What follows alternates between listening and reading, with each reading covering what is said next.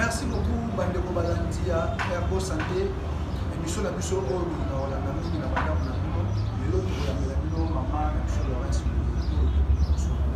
Bonjour maman. Bonjour journaliste. Et l'autre bon c'est M. Maman. Abonisi makambo ebele, tokobanda na simple hémorroïde. Nanu makambo oyo etali hémorroïde. Hémorroïde est pathologie courante chez les hommes, chez les femmes, chez nos petits-enfants, tout âge. Et pour nous, tout est. Na bakoko, na bana utoboti de hémorroïde et il faut éviter bakoko. Donc on va regarder ça parce que poser la position mon président même pas pour la position parce que bébé a posé la position mon président pas le fait ça na mine bango kakana. Voilà que les causes principales de l'hémorroïde c'est la vie sédentaire et les c'est ça les causes principales il y a hémorroïde.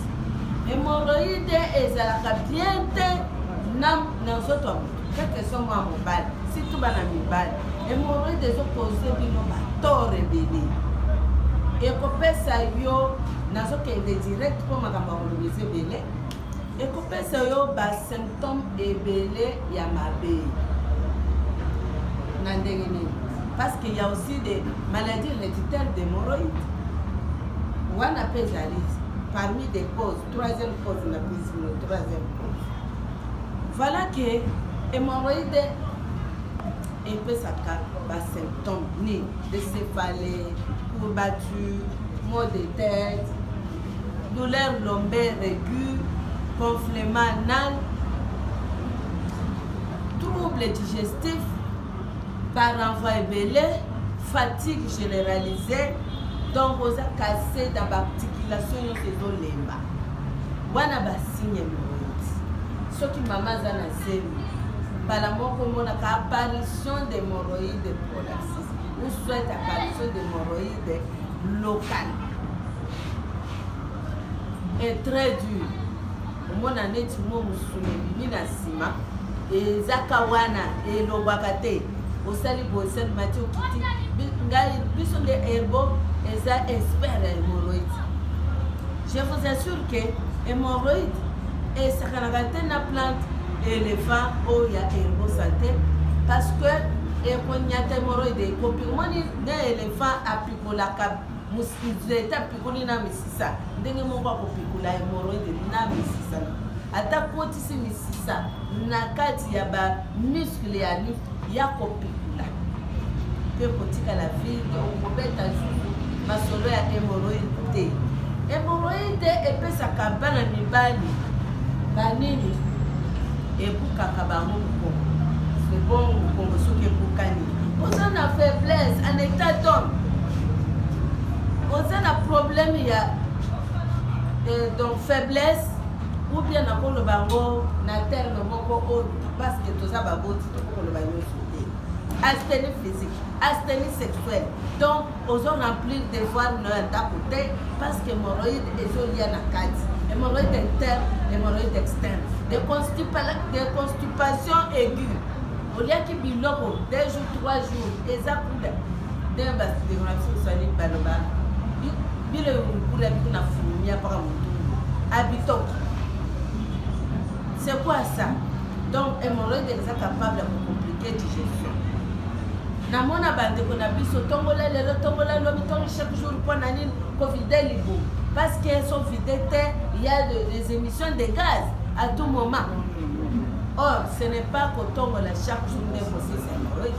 Il y a une plante spéciale contre l'hémorroïde. Si cette tembe il y a hémorroïde adieu hémorroïde na ba plante ya herbo et aussi c'est hémorroïde na ba effet secondaire nyonso attaque bandoko yoka ba so yoka makolo ezoleng oh chaleur dans le pied na kati on a zo yoka neti malaria à répétition déjà hémorroïde c'est ekoti na kati ebatami yoko yeba te ke hémorroïde ezali ozosala bacure ya bamalaria ozorejeter en tout cas nga na yebiso ke lelo tika nanu eza oya komeka nanu kisi hémorroïde wana ekotape juste komona susu nazoloyemba eza malaria te hémorroïde. O typhoïde, libomonanga, typhoïde, solela, bakanginga typhoïde, mais va traiter typhoïde, mais aussi soit résultat. Ça, c'est l'hémorroïde caché. Les jours où tu vas piétiner tes pieds à l'herbe, dès au possible, c'est ma camarade à répétition typhoïde na malaria parce que traitement n'a pas essayé à hémorroïde et pour combiner il n'a pas vers intestinaux. Même des kystes d'amybiase. À ta belle à diarrhée à tout moment. Au théo comme diarrhée à répétition, c'est la diarrhée, comme il soupçonne, n'a pas 3 lettres. Comme il soupçonne, n'a pas 4 lettres, il y a 4 lettres. Donc, quand il y a diarrhée, amybiase, et aussi la traitement, il y a hémorroïde. On met les périodes qui disent voilà traitement ya hémorroïde tozana. Et ça que papa maman so tozana hémorroïde émission de gaz. Vous kongo katana, osala misala, osolo makolezo lenga, genou, articulation, yo moko chaleur, et puis hémorroïde ko créer hypertension artérielle osala ki nangote. Hémorroïde ko créer pe estomac basse osala ki nangote. Hémorroïde ko me mayo na ba malaria moko yo komi omeli ki so mabe. Et ça n'a pas effet secondaire. Voilà que pour possible ces hémorroïdes, veuillez nous voir pour qu'on éveiller et expérimenter ce que j'ai toujours parlé. Expérimenter. Parce que yo cause là, c'est une base cher qui vous a dit venez palper du doigt, je ne suis pas cher. Si vous voyez, beaucoup de maman, yo mais parce que la fois passée de gratuité. Maintenant, les gratuités, c'était pas chaque jour. On a fini avec des gratuités. Maintenant, c'est quoi? Les problèmes, il y a mesure de grâce. Herbo Pharma, dans un besoin, il y a une capacité à la plante médicinale. Les plantes naturelles. Oh, si tu as calabasala na bango, maintenant, mélango basala ba 120 ans.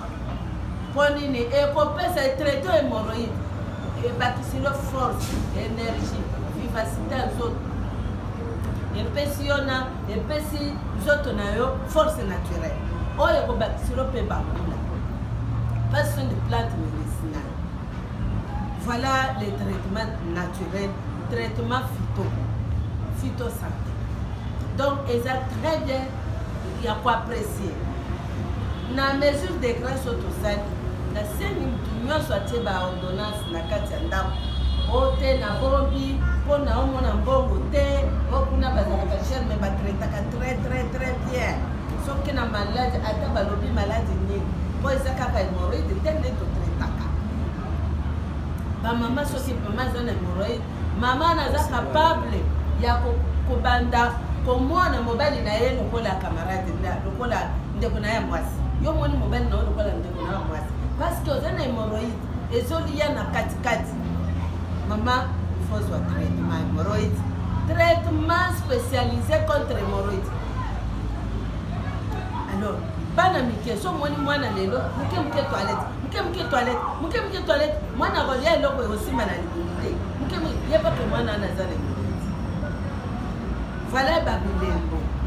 Yo comme pour dégager les bons papa constipation que toilette aujourd'hui ça va celle le ba pour le ya taba accompagné du sang rouge vif maman papa eza hémorroïde so hémorroïde wana ekosila te na kanga wisi ba mondongo ba nini bino boyebi wana te il y a un traitement spécialisé contre hémorroïde adieu hémorroïde so meliango bien sûr quand c'est soyez kanango na sens que vous calmer yo et non possible c'est hémorroïde bien sûr mondongo vous calmer yo mais non possible c'est hémorroïde mon problème est de mettre fin au problème d'hémorroïde pour mettre fin d'un problème d'hémorroïde encore à un bon prix moko raisonnable prix oyo kozangisa yo kikosomba te prix ekozangisa yo te je dis et je répète et moi-même je suis là chaque jour venez me voir avec tout ce que je dis et tu me donneras raison ata okende na bacentre mosusu okutinda te batio cher te batio une prix raisonnable benganga mama olobaki ke il y a déjà une baisse des produits pourquoi compte tenu des conjonctures toza la période moko ya ba covid-19 bato bazosala misala ndenge basalaka te mona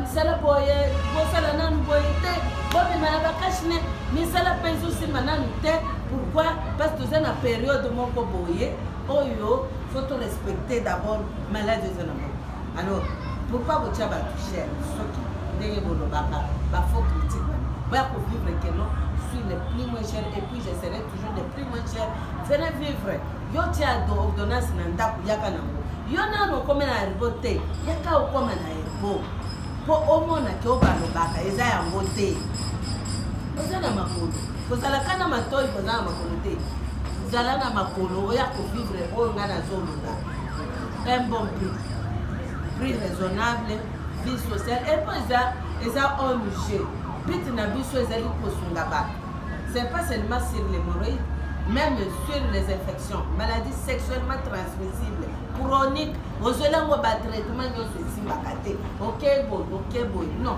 moi je vous demande de ne pas fréquenter les 4 chemins na lobi boye 4 chemins déjà osokota microbe na esili te elie yo nzoto ekamati ezalaki na kati emonana to esala mokusa na kati ozosuba masuba esala opasi okeboye microbe examen nyonso eza kaka infection esilaka te baconocoque bastaphylocoque bacidecoque streptocoque bajare ya bakombo nyonso ya bainfection cutanée infection pulmonaire donc kaka yo bibon chaud de pisse donc ozosuba boye oyoka toilette na yo ou bien babilamba na oyo ya se olataka wana basous-vêtement ezopiwe avec les odeurs nauséabondes ozo comprendre que donc infection malorance alobaka yango naza nango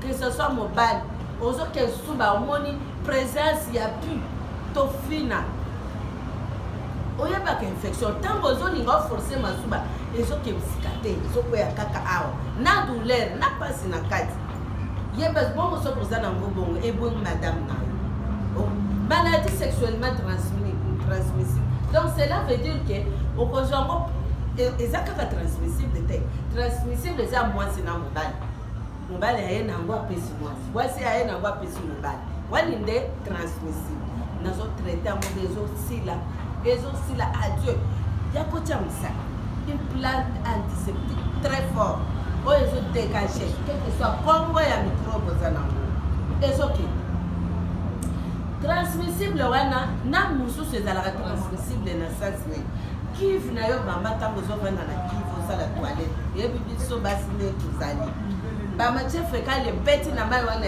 emateli yo non désinfecté papa bozokota toilette publique basokolaka yango te yango nasengi bandeko na ngai oyo bazali na wenze bawenze ya matete wenze ya liberté na weze ya grand marché baoba namona basusu ona basuba yekokangeloka na weze donc kekona koso futi kaka 50 francs bafungoli le porte est condition nini bandeko bosombaka badesinfectant mpona koprotéger bandeko na biso bacongolais na bacongolaise pos ntango ya kozwa infection kuna aza mobali akomemelango mwasi aza mwasi akomemelango mobali me asali ekoko me eza na infection oyo bandeko na biso balingaka kosala vie nga na kinoise nakovandela mwasi moko te samedi dimanche ale amati boye alingi Catherine alingi na Micheline alingi na Rose alingi na Laurence na donc bakombo nyonso osilisa basi eza nango ambiance mais eza protégé est-ce que ozalaka protégé ou bien ozokende ngulungulu il faut se protéger alors soki ozalaki na protégé te nous vous attendons avec une plante antiseptique très très forte à moins prix moko ya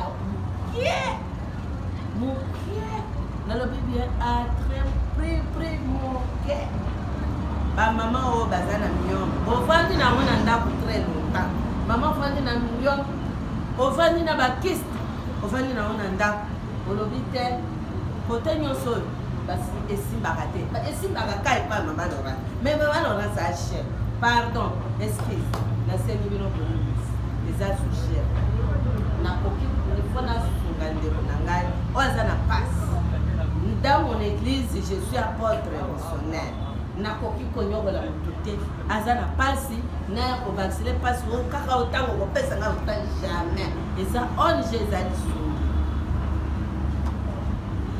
nakosunga na moke okozala nango okozwa traitement mama miyombo boyebi bino moko boyaka na bamiyombo ya minene esila bato badeklare miyombo esilaka te mais avec santé déclare que miyombo ezosila fibrome ezosila fibrome abotaka na bana na kati abotaka 4 5 6 noyo na kati ya libumu ya mama moko wana libumu na liboto bafibrome ezobota fibrome du terrain ezobota balongoli ezongaka mponi c'est parce que misisa ya fibrome wana misisa na ye ekoti meme na kati ya uterus evandi kuna ekosila ndenge nini misisa ekoti na kati ya uterus evandi ata balongoli eboti alors ngai naza na traitement oyo kolandela misisa nyonso wana ntina kati ya uterus ata oyo ebotaka likolo ya uterus ekoderasine tokoderasine esili mpe kozongela te namba combien de cas nga deja balongolanga yango miyombo ezongi ndenge na ye boye basi balongolanga miyombo eyo ezongi lisusu mais ntango ozwaka traitement esilaka te amoke yo okima ebele bakima eza cher oyebisi nga pe te mais siko nga na bebi eza cher eloko kaka moke nalia mpe fufu libumu eswaka po koloba na oyo kosoigne oyo journée mobile na bandi ntongo ti butu nazaka wana na service ya population yo kopesaka ntango eloko moki te pesa te prix eza raisonnable tokitisi te me tosungi tozopesa tosunga yo malade esila ngai nakoki komona moto non assistance d'un homme en danger soki anachepri ya ye natiaka na se oke yo ozala na vie sauve eloko nga na ye koyebiso yango wana parce que nga mutu na ye kotraite so na traite te sike naza nasali non assistance d'un homme en danger parce que yo miyombo wana soki eumeli mingi esilaka te ekobotelo cancer sikota eboti cancer libungwenge poli nango yango nga mutu nayebikisi siki nakolela wala place nalela vomie na suka en tout cas wana message ya bato ya miyombo kiste nemema soki oza na kiste oyebi kiste ka moko ovarienne kiste naturel ezali kiste organique ezali kiste organique nde eza na pasi opesa mama libumu pasi libumu pasi mama azolela so aza jeune fille akolela peza yo naleli boya mpo nini soka nde kiste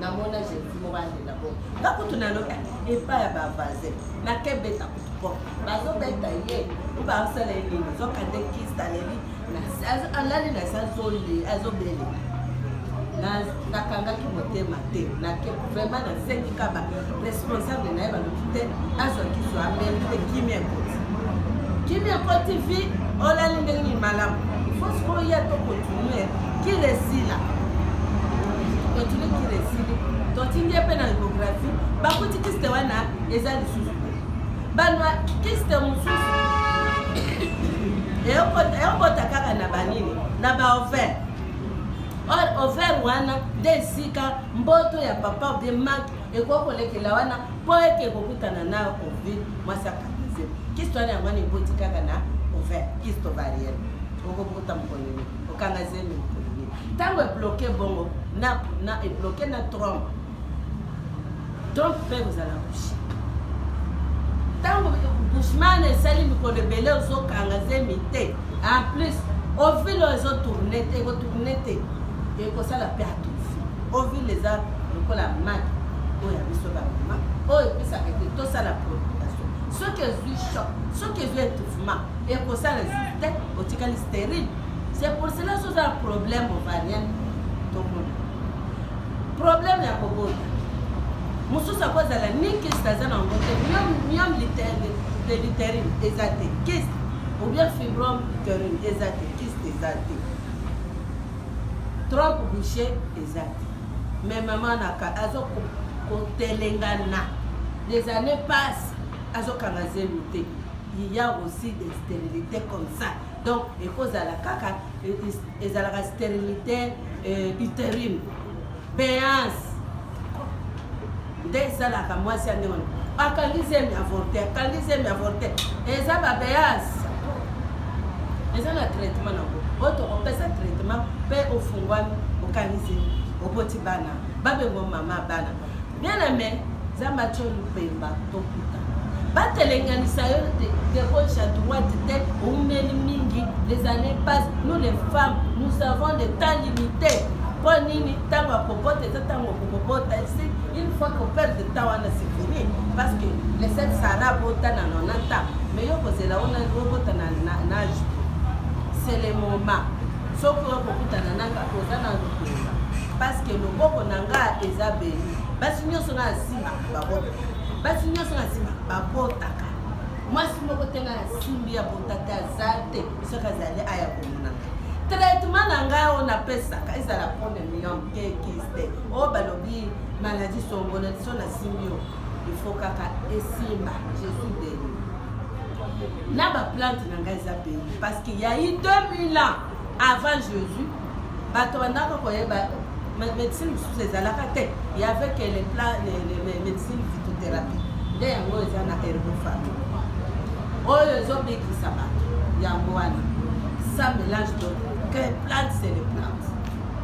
Je connais à peu près 3000 espèces de plantes médicinales spécialistes. Il y a la plante médicinale, c'est herbopharm. Tozana, toujours, pas maladie libérée. Nanina tanga moko parce que t'as expliqué et c'est exacté. Obéliran. Balobi il faut que neka na mboka mopai.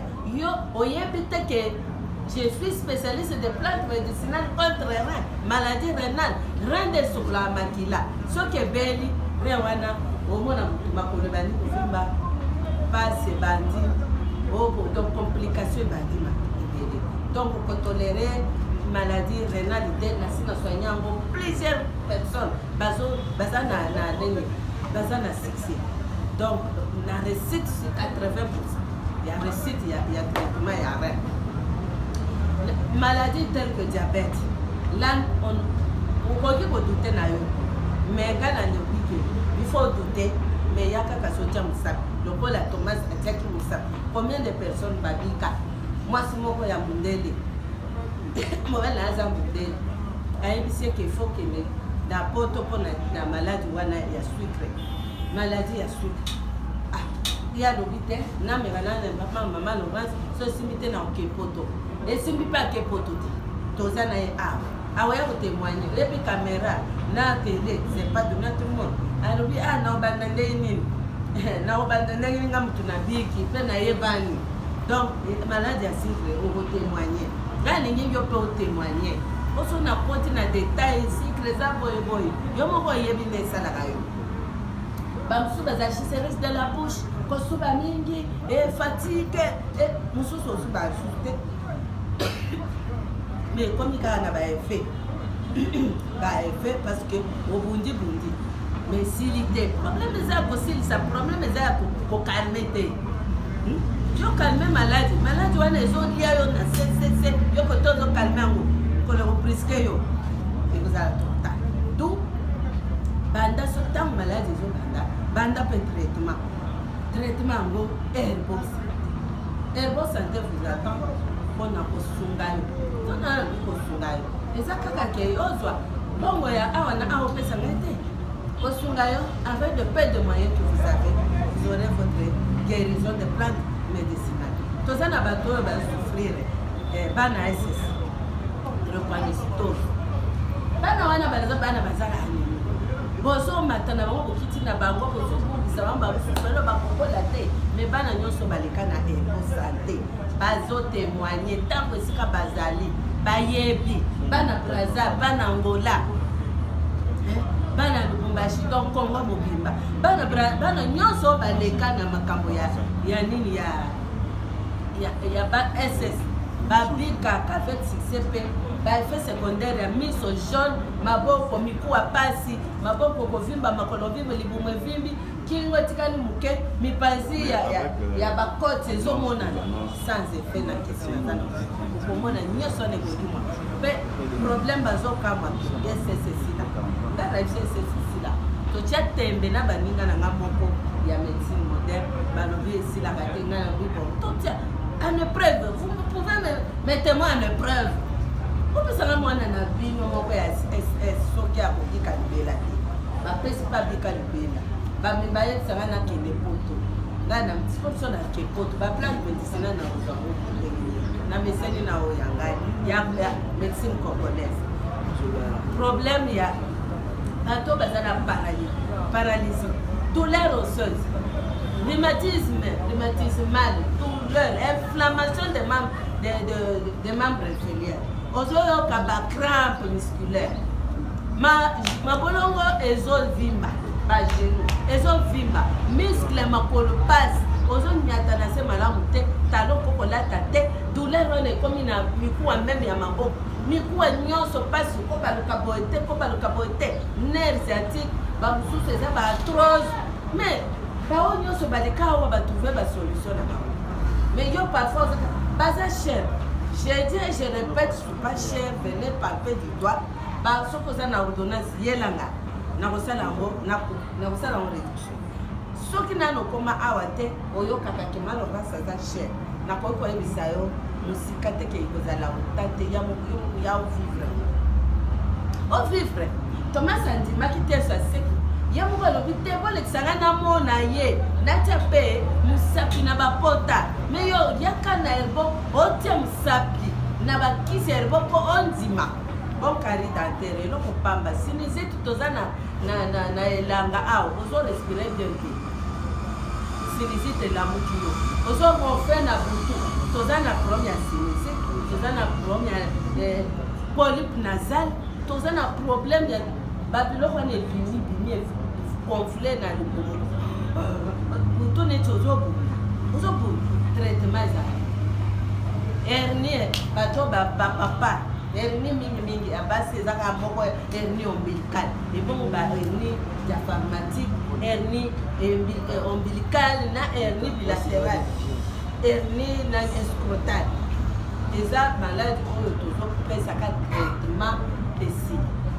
na ya komase na esika confinement ezali na ya komela na mosusu oyo ezo remplace immédiatement na opération na opesa yo olia yango na paipai le même jour libumu libéré pas esili ata olalaki te okolala pongi ata hernie eza monene mbala moko esili etikali kaka ndenge eza makelaki na babusu alisili etika normal hernie ebotaka mosusu likolo ya babusu mosusu botrangle yo otambola lisusu malamu te hernie obetisaka mpe mokongo mpasi hernie emoni surtout soki eza mwana moke ngai abota mwana na ngai dernier arafa ya suka ya mobali abanda so nabotie na hernie mais aza bebe soki kaka ebandi omwana akangami zokande eza malaria te hernie mpe esalaka bana mbongo omwana kaya bana kangami eza malaria bokeka lobi tala nano bambuma wana eza wana obie eza te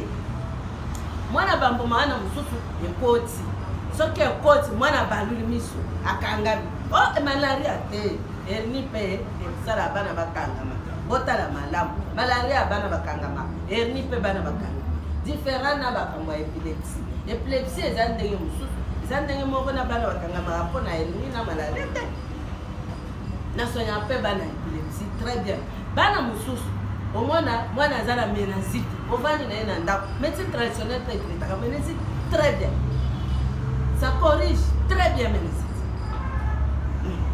et puis malade mosusu yo kokende okeke onga nazobela oke hôpital bazomona malade te malade nzoto na yo nyonso baréponse eza négatif mais yo moko en vous sentez que je suis malade mais il n'y a pas de maladie na baréponse ya baexamen fait ozo mais wana malade ya bomona na traita mokesi estomac pasi batomba malade nyonso na lobi parce que omoni ke nakoti na détail me mbangu na oyo natangeli yo te yo moko mpenga ngai tosolola sur ces maladies là j'ai dit bien venez maintenant me prouver que vous avez dit que vous êtes moins cher maintenant me voici je suis là je suis moins cher et je serai moins cher venez seulement courage nga nasali promotion ya bakisi na ngai mutu nyonso avivre efe malamu ya bakisi na ngai oya ebele bono bateki lesute o mama soki oke kuna onakozwaka onasanti na ndako tolo nini nayebi ke biso nyonso la santé d'abord la santé c'est la richesse la santé c'est la vie quand tu es en bonne santé tu fais tout ce que tu as besoin de faire tu vas progresser dans ta vie tu vas faire de bonnes choses, de merveilleuses choses parce que tu es en bonne santé. Le pharma veut vous accompagner dans une bonne santé. Merci beaucoup. Après Sibino Banaya, Angola Mbote. Ngai na Angola kuna nazala palaka rue 1. Et puis ba numéro nazeza ya affiché. So nali natanga mozango bien te. Na komi yango awa poke bongo nango. Mais eza yango nde eza na émission ya Angola. Kuna na Angola na che mama tete bakisi na ngai poto kunebele. Mokende kuna. Kisi na nga boyoka mano grâce et uti kokoma kuna na Angola.